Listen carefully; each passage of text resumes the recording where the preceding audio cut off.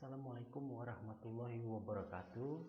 Well, it's nice to see you again for this meeting. It is about the English language laboratory. My subject study is about English language laboratory of lobbying and negotiating. For this meeting, Pausni just wants to explain about the first introduction. What is the lobbying, definition of lobbying, and definition of negotiating.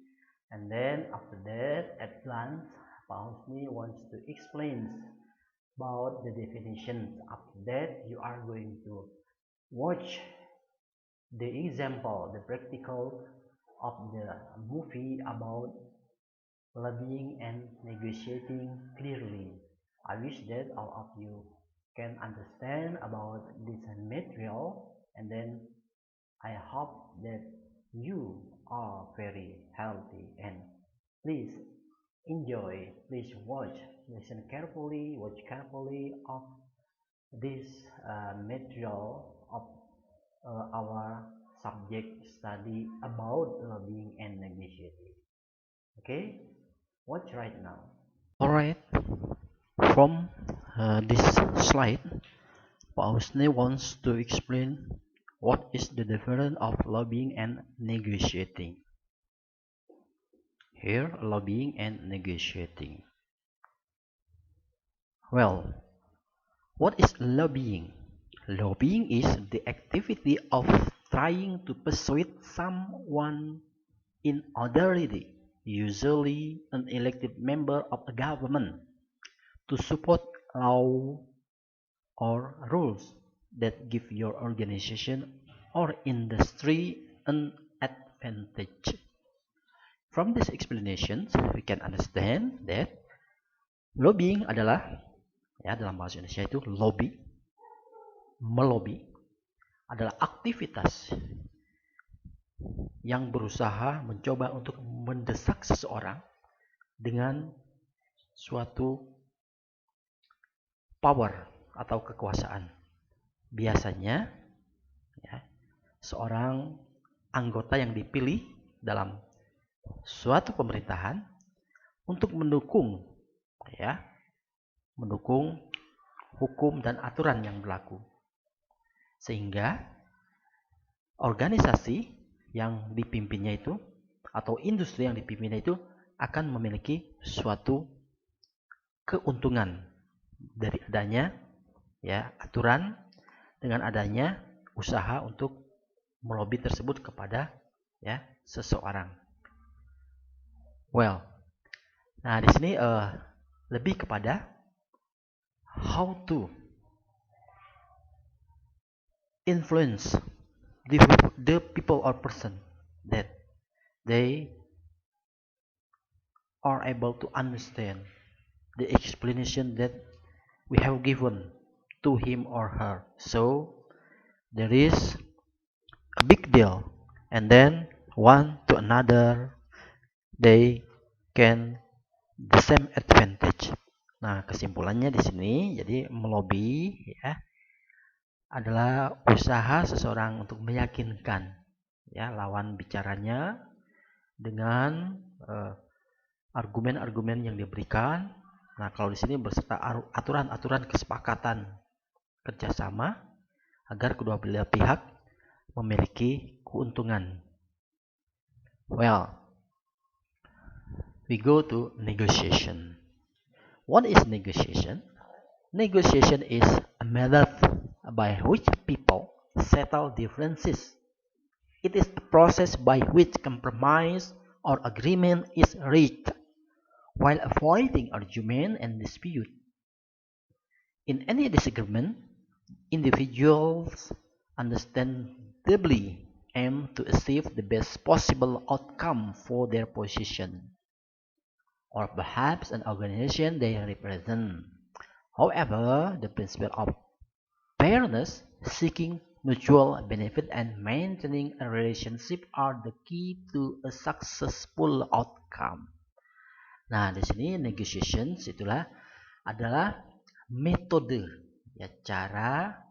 Di sini bagaimana, ya, kita lihat ini yang mana orang-orang itu masing-masing kedua belah pihak memiliki kesepakatan yang berbeda.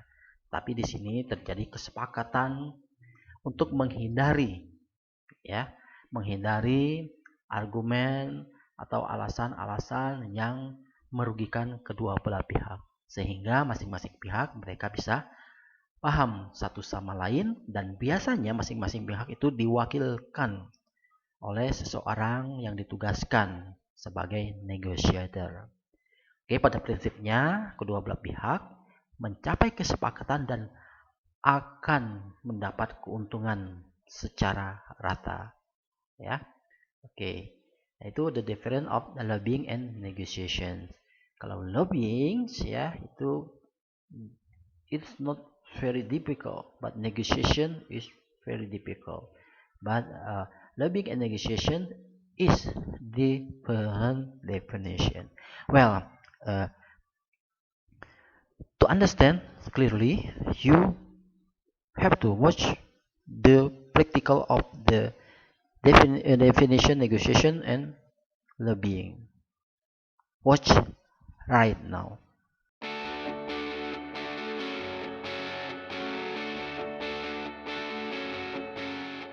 Congrats on taking your very first step to building power by showing up. It's so good to meet you. Now, what makes a strong grassroots lobbyist is speaking from the heart on issues you care about. You need to come prepared. Do you have a plan? That's okay. I do. And the next time you come, you can use these tips to becoming a strong and effective grassroots lobbyist when meeting with elected officials. You ready? Let's go. So whether you're in Annapolis or back home in a meeting with your school board member or county official, you need to be prepared. Definitely more prepared than you are now. First thing you gotta do is schedule an appointment for your lobby visit.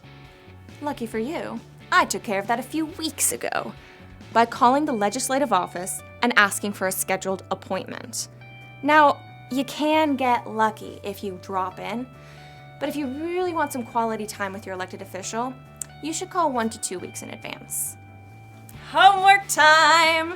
You should do some research on the elected official you're going to be meeting with. Things like personal interests, social affiliations, and some professional background. These facts will come in handy when you're making your ask and building a relationship. Hey, pay attention. We need to make a meeting game plan. You shouldn't be the only one talking in that meeting, Chatty Cathy. You need to have a schedule, and everyone needs to have a role. Every lobby visit needs a meeting leader, someone to run the meeting and keep everyone on schedule. The storyteller is the human face of the issue. You need someone to make that ask of the elected official to support a specific action or legislation. The note taker records what is said. You never know. Maybe the elected official will share some important intelligence with you. And finally, he's just nice to look at.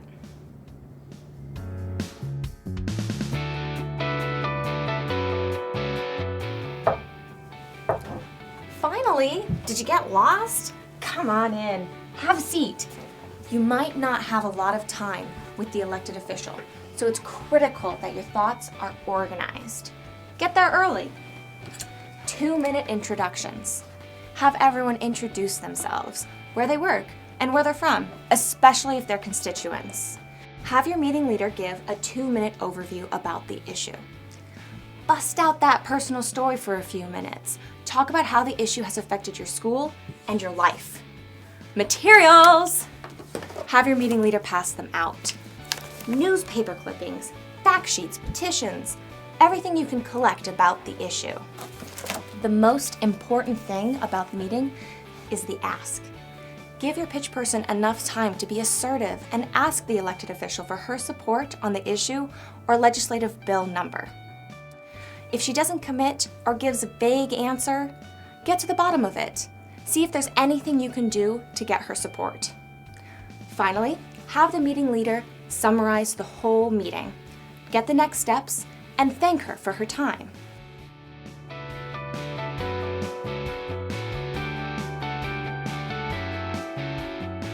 Remember, when you're in your appointment, don't let the elected official run the meeting or stray off topic. You're there for a purpose. You gotta make sure you have enough time to make your ask. Maintain a polite and respectful demeanor at all times. There are no permanent friends and no permanent enemies in this business. The door has to remain open at all times for future issues. Cream?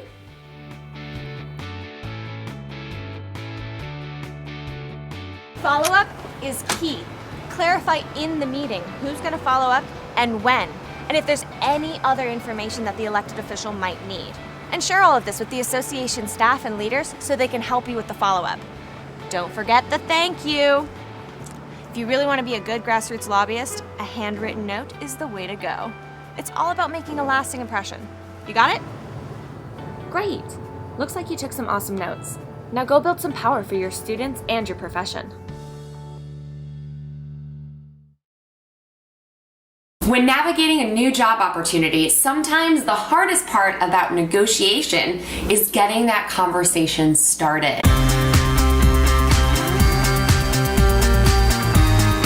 Hey everyone, Emily here with Bossed Up, and in honor of this week's Equal Pay Day, we're focusing on what you and I can do right now to close that gender wage gap. It starts with negotiating for all that we are worth. One of the most common challenges I hear is just getting the process of negotiation started. Negotiation is an expected part of the hiring process. But that doesn't mean any employer in their right mind is going to roll out the red carpet for you and invite you into the negotiation conversation. It's 1,000 times easier to just go with the flow and let that first offer that you receive be the final offer, but you could be missing out on thousands more in your annual paycheck, and those numbers add up. The average female worker in the United States, according to 2016 research on the gender wage gap, loses about $430,000 over the course of a lifetime. That's money we're leaving on the negotiation table if we don't initiate this conversation, even if it's something we're not totally comfortable with. Today I'm going to break down 3 best practices I want you to keep in mind for your next job interview process that will help you get the negotiation conversation started. First and foremost, get a solid job offer. I'm not talking about a handshake deal made over drinks on a Thursday night. Get your formal job offer in writing. And if you have to, ask for a written offer that spells out in greater detail the compensation and benefits package that they're offering you. The process of negotiation does not begin until you have a solid offer on the table. Best practice number 2, buy yourself some time. When you're on that phone call with a live offer on the other end of the phone, or you've gotten a written offer sent to you via email, do yourself a favor. Once you express your excitement and appreciation, as always, at the top, ask for some time to review the offer before you get back to them. The formula can go something like this. Wow, I am so excited and appreciative of this opportunity. As you can imagine, there are a lot of factors for me to consider, and I want to make sure that I proceed in a thoughtful manner. Can I get back to you on Friday of this week? By proposing a specific day or time in the not too distant future, you're essentially naming how much time you'd like to ask for, which frankly makes you look like a responsible adult who's going to proceed thoughtfully in making big decisions, a characteristic that people want in their future employees. Just be sure to keep that time frame respectful of the employer, who has a laundry list of other people that they could offer the job to if you, their first choice, doesn't want it. A good time frame to consider is between 5 and 10 business days max. Anything beyond that starts to get offensive and makes the employer feel like you might just be stringing them along and wasting their time. And finally, best practice number 3, ask to ask. What I mean by this is that it's not as simple as just asking for more money or a bigger benefits package the minute you get a job offer in your inbox or over the phone. What your goal is here is to get another live conversation on the books in the form of either a phone call or an in-person meeting. The alternative, which is email really, is a terrible way to present your counteroffer. Without vocal tone or body language, your words are much more likely to be misconstrued in an email. email, and they could even make you come across as curt or too aggressive or having this whole long laundry list of counteroffers. Nobody likes to receive that kind of an email. So keep your negotiation conversation a live one. Make it a two-way dialogue, which is best done in person or over the phone. Some phrases that can help you get that live conversation on the calendar include, when can we speak about the details of this offer? I'm so excited about this opportunity. Is this component of the compensation package open for discussion? Who can I speak with about the details of this offer? By using phrasing like that, you make it clear that your next step is to ask for a live conversation. And during that live conversation, you can present your counteroffer. A negotiation, after all, is a conversation with the explicit intent of arriving at a mutual resolution and an agreement that works for you, the employee, and the employer. Now, obviously, this is just the beginning of a very nuanced topic, and there is a ton of research on this topic I love to present with groups and organizations at schools, and yes, at Bossed Up Bootcamp. So if you want more information for how exactly to prepare your counteroffer best, apply now to join us at Bossed Up Bootcamp, our flagship training program for women navigating career transition. We've got boot camps coming up soon in Washington, D.C., New York, and Boston, and this is by far our most popular program that helps you get clear on what it is you're striving towards, gain the hard skills training that'll help you get there faster, and walk away with a badass community of women who lift as we climb. So if you're navigating a pivot point in life, considering a career change, or just feeling stuck, apply now to join us at Bossed Up Bootcamp so we can help you step up as the boss of your life and your career. In the meantime, share this video with the women you love who you think could use a little help initiating their next negotiation conversation. And don't forget to hit that subscribe button now so we can keep this conversation going.